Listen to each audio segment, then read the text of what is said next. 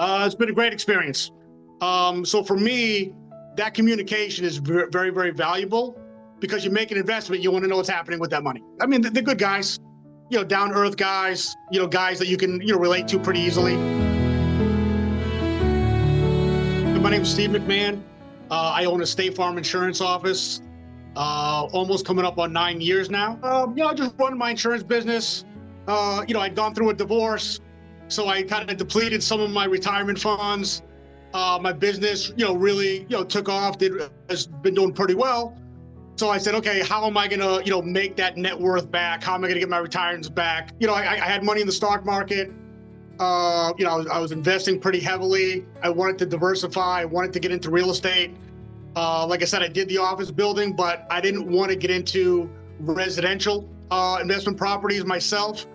And knowing those guys and having them explain to me the process of how they, try to generate cash flow, but then also trying to improve the value of the building, that really interests me. They're really good about sending monthly updates to show, okay, what did they bring in rent? Where did we spend money trying to upgrade a suite or a unit? What are they trying to do to build value of the building?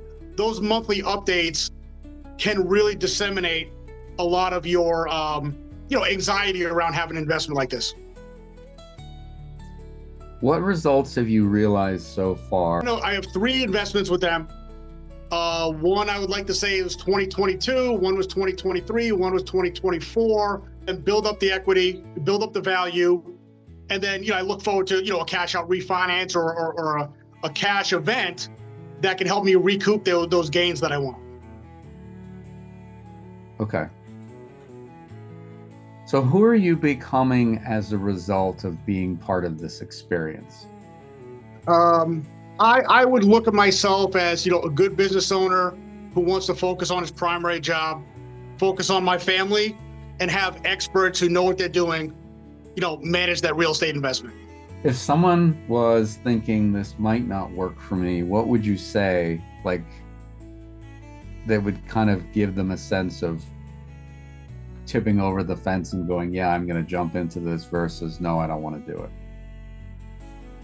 I would say if somebody is interested in real estate investing, you have people that have done it, have a good track record. They've done over a long period of time.